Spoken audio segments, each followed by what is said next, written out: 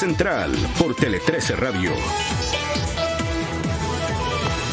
Siempre que viene a Chile aprovechamos de invitar a Sergio Ursúa, economista de Claves UCE y de la Universidad de Maryland, pero que vive allá en Estados Unidos, al programa. Así que aquí está Sergio Ursúa. Muchísimas gracias por estar con nosotros, Sergio. Buenos días. Muchas gracias por la invitación. Encantado. Oye, aprovechemos la coyuntura. ¿Viste lo de Argentina? Es un súper decreto, 30 medidas, pero en realidad son muchas más, afectación de múltiples grupos de interés. En fin, ¿cómo ves eso? Es realmente increíble. Es realmente increíble. A ver, lo conversábamos antes de partir. El tamaño del desastre es tal que necesitas realmente tener medidas de ese calibre. ¿Cuánto de esto es un experimento? Vamos a ver. Suena bien arriesgado, puede tener un costo social gigantesco, pero probablemente es la única solución que tú tienes para situaciones como esta, en la cual una economía como la Argentina, extremadamente rica en recursos naturales, pero que no en 5 o 10, sino que son décadas, ¿cierto?, de abusos por parte de la clase política, que se ha básicamente tomado el Estado. Y lamentablemente Argentina, de la mano del Estado, no puede seguir manteniendo el nivel de gasto, el nivel de subsidios que ha tenido en el tiempo. Eso es simplemente insostenible. O sea, nadie puede gastar más de lo que gana, digamos, durante tanto tiempo. Claro, y creo que además lo que ha ocurrido es que el presidente Milei ha aprendido de la experiencia del presidente Macri, porque recuerda que Macri también heredó una situación compleja, no con los niveles de inflación que tiene hoy día Argentina, pero una situación fiscal muy complicada. Y el approach fue bien distinto, el enfoque fue distinto. De hacerlo en forma pausada, tratando de hacer malabarismo entre la política, ¿cierto?, y la economía, y el resultado no fue al final el esperado. Cuán rápido, cuán profundo, cuán exótico es lo que está presentando el presidente Milei, suena bien extremo, para serte sincero, pero probablemente estamos en un caso límite también, entonces hay que ponerlo en esa balanza. Y suena extremo no solo por la profundidad de las medidas, Sergio, sino porque de alguna manera como que cambia, es como si cambiara el marco. Sí. Como que el marco de la economía argentina es totalmente distinto con este super decreto que antes de ayer, digamos. Sí, a ver, te insisto, yo tengo la sensación de que el marco antiguo, la verdad que estaba desgastado. O sea, esta era una pintura que estaba simplemente, se estaba cayendo a pedazos. No había cómo sostenerlo. Entonces tienes que ponerle marco. Te da la posibilidad, digamos, es un experimento, convengamos, democrático, ¿cierto? El presidente Milei ganó en la urna y siempre nos dijo, y eso hay que ser también claro, esto él lo anticipó. Claro, no le podéis reclamar al CERNAC, o sea, digamos. Exactamente. Aquí no hubo letra chica. Si él desde el comienzo dijo esto se hace distinto y lo vamos a hacer distinto. Ya, pero una economía que está todo controlado, básicamente. Los precios, el mercado laboral, el mercado, hasta los arriendos, digamos. Y todo eso se libera. Eso es un cambio de paradigma súper. O sea, ni Pinochet lo hizo así de esa manera, digamos, en un solo decreto, ¿no? Sí, yo creo que esto es un, digamos, libro de historia. Estamos haciendo. América Latina, convengamos que América Latina nos ofrece estos casos de... Por eso hay buenos economistas en América Latina, porque o sea, hay cosas que tú dices en otras partes no ocurren, efectivamente. Hay muchas cosas para estudiar. Exactamente, aquí es un tremendo... una tremenda posibilidad de hacer investigación de la mano de un país que lamentablemente ha estado golpeado durante mucho tiempo, con una economía que está en el suelo, con niveles de inflación que nosotros nos quejamos del 14.1 que tuvimos hace un año. En agosto del 2022. Estamos hablando de cifras de ese tipo semanales, o sea, es una cosa que tú dices... Sí, claro, es un mundo que no conocemos. O sea, nosotros lo conocimos hace muchas décadas, y Argentina esto lo tiene bien normalizado. Entonces, lo interesante me parece del cambio es que yo creo que ellos también intuyen que para efectos de hacer un cambio en el ADN de la gente, en una economía que con ese ADN simplemente no va a dar, tú tienes que hacer un shock. Y nos avisó, y él está apuntando a esto. Yo tengo la sensación que desde el punto de vista de los mercados van a responder va a ser la respuesta positiva. La pregunta es si socialmente una situación como esta es sostenible también. Y entonces ahí vamos a ver cuáles son las medidas de compensación y eso, noticias de desarrollo. Una gran duda. Estamos con Sergio Ursúa, economista de Claves UCE de la Universidad de Maryland. El Mercurio, en su título principal de hoy, dándole otro argumento al presidente para no leerlo, dice: economía bajo el actual gobierno crecería 1,7%, la menor cifra desde el retorno a la democracia. Ese sería el promedio. Todo esto a partir del informe de política monetaria del Central de ayer. Tenemos un problema de crecimiento porque hace 10 años que venimos creciendo mal, digamos, ¿no? Sí. Creciendo poco. Una una cifra que, claro, lamentablemente, yo lo había planteado hace un tiempo en una columna, el presidente Boric se encamina, o la administración del presidente Boric se encamina a tener el peor desempeño económico desde el punto de vista de crecimiento, desde el retorno a la democracia. Para ponerlo en perspectiva, en la cifra que tú leías, se compara con ¿qué?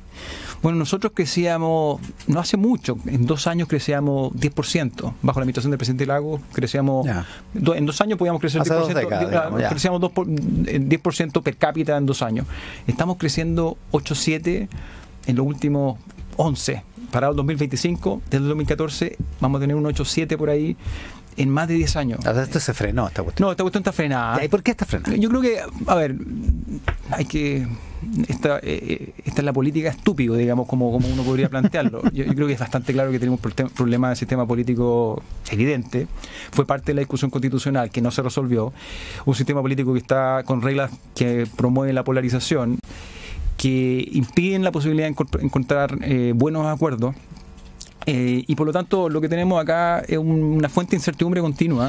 O sea, ese bloqueo del sistema político incide en la capacidad que tiene el país de crecer, porque Perú tiene o sea, háblame de sistema político bloqueado, pero Perú crece. Claro, bueno, este año va a andar mal, Perú también lo va a pasar mal, pero yo creo que hay una combinación de 2 factores. Sin duda que el componente de incertidumbre te afecta. Y después tuvimos la mala suerte, y hay que decirlo porque es bastante evidente, es que bajo la administración de la presidenta Bachelet se cometieron errores de política. Una reforma tributaria que sabemos que no tuvo un gran impacto, una reforma educacional que, convengamos, a la luz de las cifras y la situación, no tuvo tampoco el impacto requerido, y por lo tanto eso de alguna forma ayudó a generar este ambiente de estancamiento, y hay una cultura de estancamiento que es bastante evidente en Chile, que es más complicado. Y sobre eso, Iván, yo creo que hay que tener en consideración otro impuesto que estamos pagando. Lo pagas tú, lo paga la gente acá en la radio, que es el impuesto a la delincuencia. Que es un impuesto que afecta también a la actividad privada. Te leí una carta que publicaste en el Mercurio sobre eso. Y eso también es una novedad para porque uno tiene que gastar, por supuesto, en la seguridad privada, algo que no debería existir. No debería existir ese gasto. Entonces, imagínate, yo tengo una empresa pequeña que quiere invertir en alguna cosa, ¿cierto? Quiero ir a un banco, y el banco ahora me va a preguntar, bueno, pero ¿cuáles son sus medidas de seguridad? Bueno, entonces ahora tengo que empezar en mi proyecto de inversión, incorpora gasto para digamos, hacerse cargo del crimen, y eso no se hacía antes. Claro, tu Starbucks favorito tiene dos baristas ahora y un guardia, en vez de 3 baristas. Exactamente. Entonces, ese tipo de cosas efectivamente está afectando.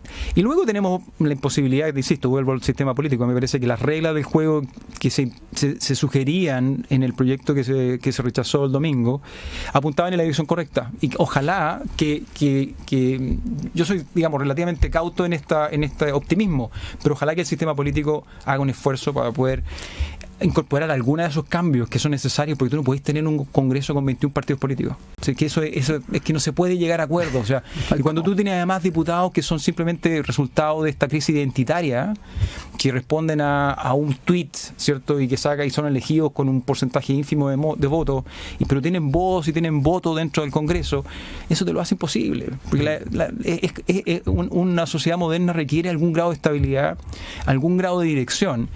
Y yo tengo la sensación de que en ese sentido, hablando del crecimiento, Chile no está bien encaminado. O sea, este año un 0% debe ser el Banco Central. Sí.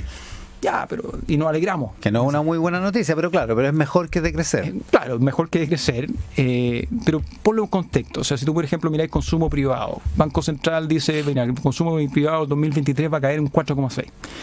2024-2025, la suma de los dos, 3,9. Por lo tanto, en 3 años, el consumo privado va a haber caído.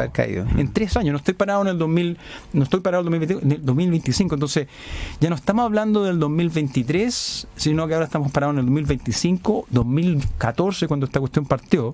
Vamos a tener más de una década. Ahora, aquí hay una oportunidad, porque yo creo que está llegando el momento, y creo que parte importante de la clase política se ha dado cuenta de que esto no va para más. O sea, esto no puede ser así. Y yo lo ilustro en el mismo presidente, que ahora ha encontrado en el crecimiento económico un pilar, digamos, del relato. Oye, fantástico.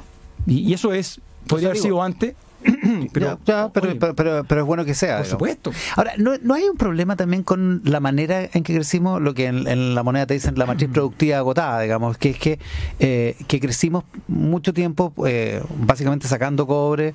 Hasta estoy caricaturizando, sí, pero sacando cobre a destajo sin preocuparnos de ningún problema ambiental y ahora, bueno, tenemos que hacerlo de otra manera, hay que hacer, o sea, ¿no hay un problema también en eso? Yo creo que, vamos a seguir sacando cobre. O sea, eso no. O sea, tendríamos que hacerlo. Vamos a tener que hacerlo. O sea, sería absurdo decirnos y ojo que en América Latina eso ha ocurrido. El presidente Petro en Colombia planteó la opción de no seguir extrayendo petróleo. O sea, una cosa que espérate, si la economía, el pilar de la economía colombiana pasa por ahí.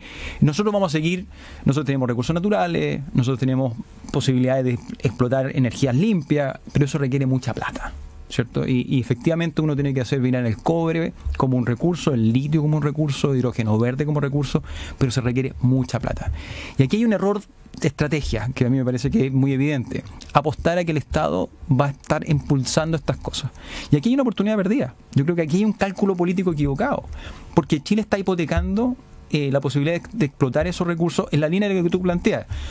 Va a hacerlo limpio, ¿cierto?, con mejor tecnología, pero el Estado no tiene la plata para hacerlo. Sí, hay que tener, yo creo que tener muy claro que Chile tiene un estado de desarrollo distinto que el que nosotros pensamos que iba a tener el 2025 parado en el 2010, si tú quieres. Chile va a estar una economía relativamente estancada y lo que necesitamos es atraer capitales.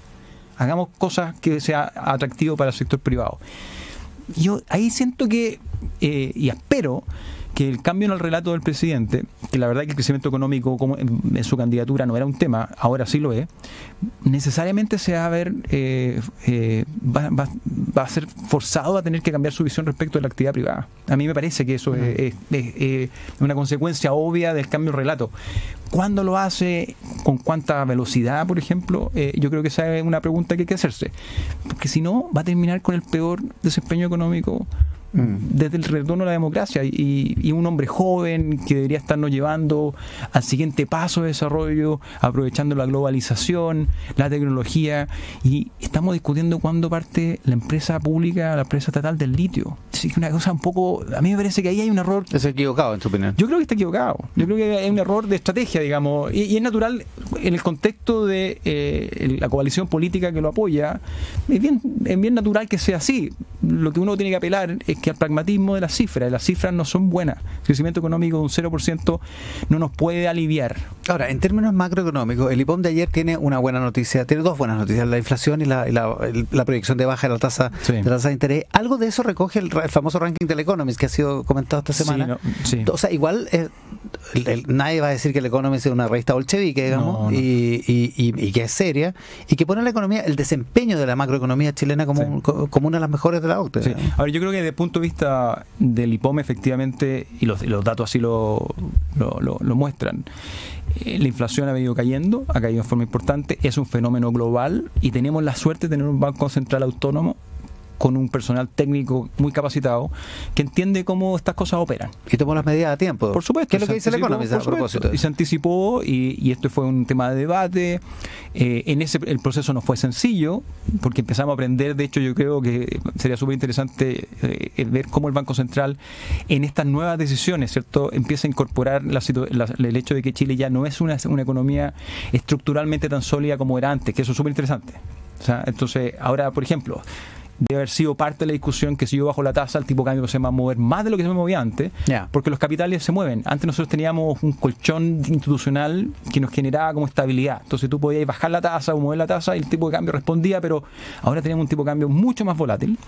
Y eso es porque generamos más incertidumbre, tenemos menos instituciones. Entonces el Banco Central ha estado aprendiendo de eso y lo ha hecho súper bien. Y la tasa de interés empieza a caer y la tasa de inflación empieza a caer. Vamos a terminar en torno al 4,5 este año, en torno al 3% el próximo año. Fantástico. Yo creo que ese lado es súper bien. Ahora, The Economist recoge ese dato. Ahora, es un dato, un ranking un poco extraño, hay que reconocerlo, porque imagínate, tú tenés un alumno que tiene un 4 en matemáticas, un 3,9 en castellano y un 3,9 en historia, está para reprobar en promedio, ¿cierto? Y realmente aparece con un 6.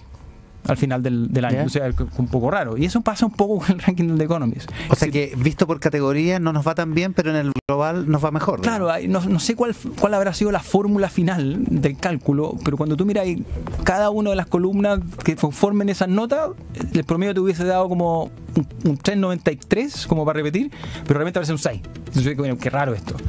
No hay ranking perfecto, pero hay que mirarlo en perspectiva. No hay que tomar esto como, oye, volvemos a ser una economía creciente, que viene creciendo. No, una economía que está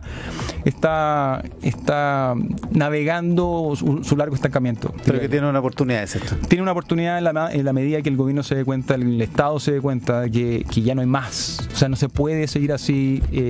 Hay que tratar de hacer las cosas un poquito distintas. Sergio Ursúa, economista de Clape, sucede en la Universidad de Maryland, de paso por Chile. ¿Te va hoy día, no? Sí, salgo hoy día. Sí, hoy día paso la fiesta en Estados Unidos. Soy más de frío, fíjate. Para Navidad. Para Navidad, sí. Suerte con el viaje, porque ahí sí que están ocupados los aeropuertos. Así ya, es. que te vaya bien. Muchas Sergio. gracias. Gracias por estar acá. Gracias por la gente.